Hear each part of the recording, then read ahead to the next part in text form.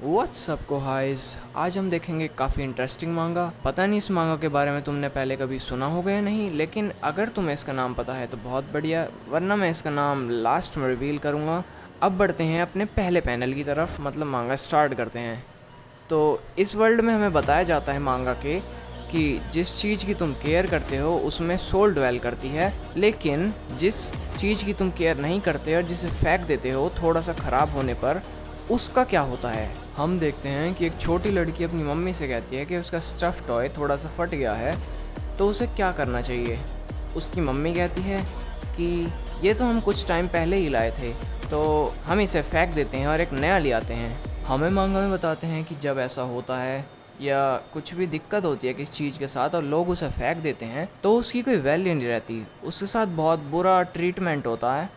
और ऐसा ही same treatment humans के साथ होता है। अब हम देखते हैं अपने मेन कैरेक्टर को, जो कि जहाँ पे सारा कूड़ा इकट्ठा होता है वो वहाँ पे होता है और वो कुछ वैल्यूएबल चीज़ें ढूंढ रहा होता है, क्योंकि उसे पता है कि छोटी मोटी चीज़ होने पर ही लोग अपनी चीज़ों को फेंक देते हैं और वो उन्हें सही करके उससे थोड़े से पैसे कमा सकता है। लेकिन इसकी किस्मत ज़्यादा अच्छी नहीं होती। इसे गार्ड देख लेता है और गार्ड बोलता है, अबे तो वही है ना वेंडल जो यहाँ से कचरा सारा उठा के रोड पे फेंकना चाहता है, जिससे हमारे टाउन की ब्यूटी ख़राब हो जाए। बेसिकली वेंडल का मतलब होता है ऐसा आदमी जो दूसरों की प्रॉपर्टी को बर्बाद करे। अगले सीन में हमें कोई तो दिखाया जाता है जो रोड पे चल रहा होता है और ये सारी चीज़ें सुन रहा होता है जो कल रात हुई हैं हमारे मेन कैरेक्टर के बारे में। और फिर हमें दिखाया जाता है कि दो साइड हैं टाउन की, एक साइड तो हैं बड़े बड़े घर, एक साइड है छोटे घर। और ये जो आदमी होता है ये छोटी तरफ चला जाता है, मतलब जहाँ पे बेकार घर बने होते हैं वहाँ चला जाता है, पता नहीं क्यों। तो अब हम देखते हैं कि जो हमारा हीरो होता है वो इस छोटी साइड पे रह रहा होता है, बैठा होता है बेसिकली स्ट्रीट पे, और लोग इसके बारे में बात कर रहे होते हैं कि हम इतनी मेहनत करते हैं कि यहाँ पे कुछ ना हो और यहाँ पे कुछ बड़ा ना हो, लेकिन ये रोज जाके कूड़ा जमा करता है और यहाँ पे पुलिस घुसवा के रहेगा। तभी वहाँ पे एक चीवा नाम की लड़की आ जाती है और हमारे मेन कैरेक्टर का नाम पता चलता है, उसका नाम है रूडो। तो चीवा रूडो से पूछती है कि क्या बे तू रोज कूड़ा कलेक्ट करने चला जाता है कबाड़ी के बच्चे। ऐसे नहीं पूछती, वो पूछती है कि तुझे क्या पड़ी है रोज़ रोज़ अपनी जान खतरे में डालने की और कूड़ा जमा करने की। तो रूडो बताता है कि मुझे अच्छा नहीं लगता कि लोग अपनी छोटी छोटी चीज़ ख़राब होने के बाद या कोई भी चीज़ ख़राब होने के बाद उसे ऐसे ही फेंक देते हैं। मुझे उन चीज़ों के लिए सॉरी फील होता है जो ऐसे फेंकी जाती हैं कचरे में। तभी कुछ लोग रूडो को बुली करने आ जाते हैं। वो बोलते हैं कि पहली बात तो रूडो को कचरा इतना पसंद है, दूसरी बात इसने अपने ग्लव्स सालों से नहीं धोए, देखो ज़रा। वो चीवा को समझाने की कोशिश करते हैं या बताते हैं कि तुम्हें इसके ग्लव्स गंदे नहीं लगते, इसके ग्लव्स इतने गंदे हैं कि अगर ये मुझे एक बार छू दे तो मैं खुजली करता रहूँ पूरे दिन। फिर वो कहीं से कह देते हैं कि मर्डरर का बेटा मर्डरर ही तो होगा, और पता नहीं है क्या सोच के बोलते हैं ऐसे। रूडो को कुछ ज़्यादा ही गुस्सा आ जाता है। वो सारे बुली तो भाग जाते हैं, लेकिन चीवा रूडो के पास आती है और कहती है मुझे रूडो पे भरोसा है कि वो एक बेकार आदमी नहीं है और वो अपने पेरेंट्स की तरह भी नहीं है। अपना भाई कुछ ज़्यादा ही खुश हो जाता है और फिर चीवा उसके स्टफ़ टॉय को देखती है, जो तुमने बेसिकली देखा होगा स्टफ़ टॉय जो वो लड़की फेंक देती है, वो रूडो सही करके रख लेता है। तो चीवा उसे देख के कहती है कि तो काफ़ी क्यूट लग रहा है। तो रूडो इसे दे देता है फ्री में कि मैं इसे बेचने भी नहीं वाला था, वैसे तुम इसे ले सकती हो तो मैं ये तुम्हें दे रहा हूँ। लेकिन भाई की किस्मत कुछ ज़्यादा ही ख़राब थी, क्योंकि उस लड़की की मम्मी आ जाती है उसे बुलाने। तभी रूडो अपने भागा भागा घर जाता है, उस स्टफ़ टॉय को तो वो दे नहीं पाता, तो वो घर चला जाता है। वहाँ पे वो किसी से बात करता है और जैसे वो कहता है आई एम बैक, तो ये लेगटो नाम का आदमी उसे कहता है ये सेल के लिए नहीं है, तुम इसे रख सकते हो। हाँ, और ये रूडो ये पागल हो जाता है, ये कहता है तुमने कब मेरी बात सुनी। और फिर ये लेगटो रूडो से बोलता है कि हमें कुछ ज़रूरी बात करनी है तो यहाँ बैठो। तब लेगटो कहता है रूडो से कि तुम्हें इतनी मेहनत करने की ज़रूरत नहीं है, मैं पैसे कमा रहा हूँ, तो तुम्हें ये रात भर भाग के कचरे के डिब्बे में घुसने की और वहाँ से चीज़ें ढूंढने की ज़रूरत नहीं है। हम भले ही ब्लड से रिलेटेड ना हो, मतलब हमारा खून सेम ना हो, लेकिन हम फिर भी फैमिली हैं। तो तब हमें रूडो की बैक स्टोरी पता लगती है कि जो लेगटो है इसने रूडो को काफ़ी पहले अडॉप्ट कर लिया था, मतलब बचपन से ये इसके साथ ही रहता हुआ आया है और लैगटो इसकी देखभाल करता हुआ आया है। तब रूडो लैगटो से बोलता है कि मैं ये इसलिए नहीं कर रहा हूँ कि मुझे तुम्हारी चिंता है, मैं ये इसलिए कर रहा हूँ क्योंकि मेरी जो अकेली फैमिली है यानी तुम, मैं उसकी मदद कर सकूँ एज थैंक्स बोलने के लिए। मतलब एक तरह से उसे थैंक यू करना है लैगटो को, इसलिए वो ये सब काम कर रहा है। तब लैगटो बोलता है कि बेटे अगर तू इतना ऑनेस्ट अगर चीवा के साथ हो जाता तो वो तेरी फीलिंग समझ जाती है। लैगटो भी पूरे बैटिंग कर रहा है। तब लैगटो रूडो के हाथ पे ध्यान देता है जहाँ पे उसे गोली छू के गई थी, उसके ग्लव्स, मतलब ग्लव्स नहीं, उसके खून निकल रहा होता है। तो लैगटो उसकी फर्स्ट एड करता है और उसके कपड़े सही करता है। तब हमें बताया जाता है कि जो रूडी के हाथ पे देखो कितने सारे निशान हैं, ये सारे निशान इसके खुद के पेरेंट्स ने इसे दिए हैं।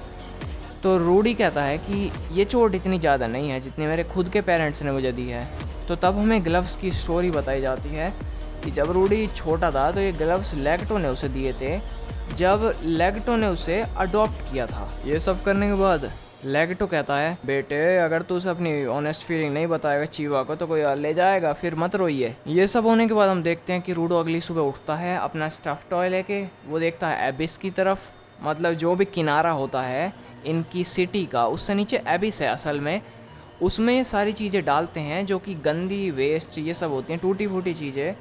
तो वो इसी के बारे में बात कर रहा होता है कि जो भी इसमें जाता है वो कभी वापस नहीं आता, भले ही क्रिमिनल हो वो या फिर कोई चीज़ हो। तो फिर वो जाता है एबिस के पास, वो ये सब चीज़ सोच ही रहा था लेकिन कहीं से चीवा आ जाती है। यहाँ पे इनकी थोड़ी सी बात होती है, ये बात करते हैं कि जो भी चीज़ नीचे जाती है वो कभी ऊपर लौट के नहीं आ सकती और लोग इसमें गिरते हैं वो फिर भी कितनी भी कोशिश करें वो ऊपर नहीं आ पाते।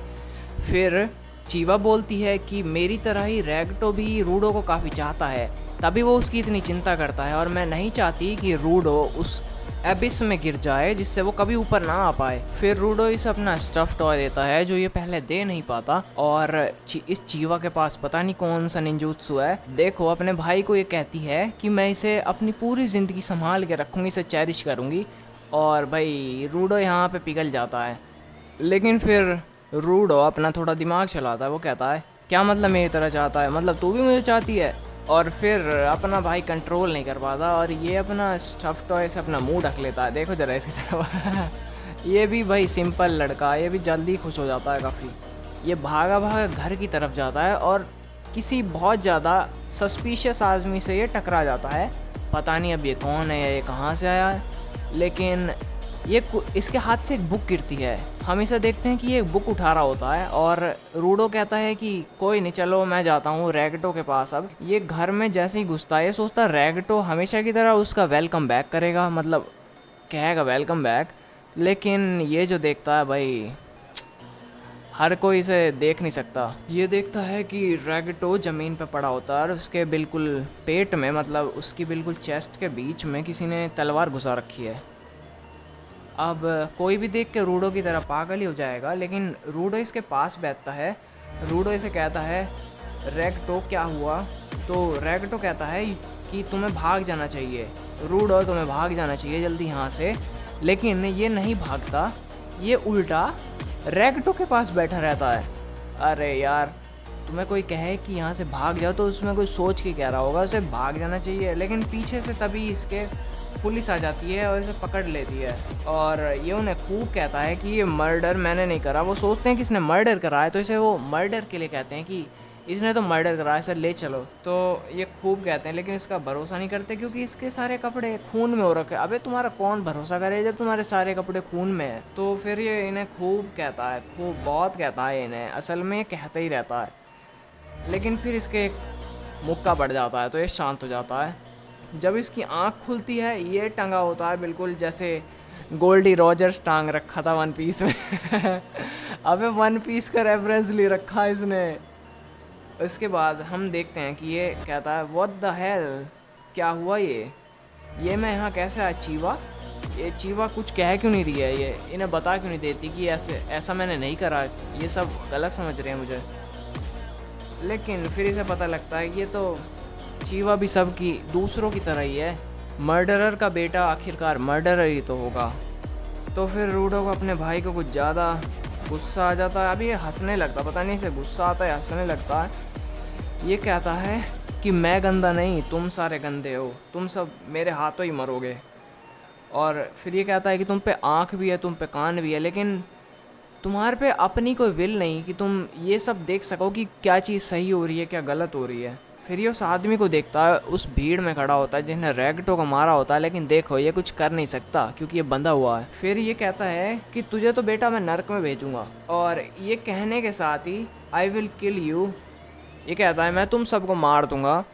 इसी के साथ ये एबिस में गिर जाता है, देख सकते हो तुम यहाँ से गिरते हुए। ये वैसे तो कहते हैं कि नीचे कुछ है ही नहीं, किसी को कुछ नहीं पता, ये पहली बार इसमें गिरा है। ये नीचे आके अपनी आँख खोलता है तो ये देखता है कि यहाँ पे कूड़ा ही कूड़ा पड़ा हुआ है, और यहाँ की हवा बहुत गंदी है, और ये पता नहीं बड़े से कौन से मॉन्स्टर घूम रहे हैं यहाँ पे। ये कहता है कि हमें बताया जाता है कि हर तरह की गंदगी या कूड़ा ये नीचे फेंकते हैं, और हर तरह की चीज़ें यहाँ पे एग्जिस्ट करती हैं जैसे ऊपर करती हैं।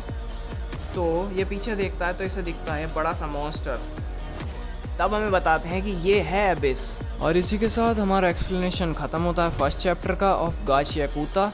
अगर तुम्हें ये मांगा अच्छी लगी तो तुम इसे पढ़ सकते हो खुद, वरना इसका नेक्स्ट चैप्टर या फिर 3-4 चैप्टर इकट्ठे मैं इसे कवर करूँगा नेक्स्ट वीडियो में, जो काफ़ी जल्दी आएगी। अगर तुम्हें एक्सप्लेनेशन अच्छी लगी तो इस वीडियो को लाइक करो और कमेंट करो। अब मैं मिलता हूँ तुम्हें नेक्स्ट वीडियो में कोहाइस, तब तक के लिए बाय।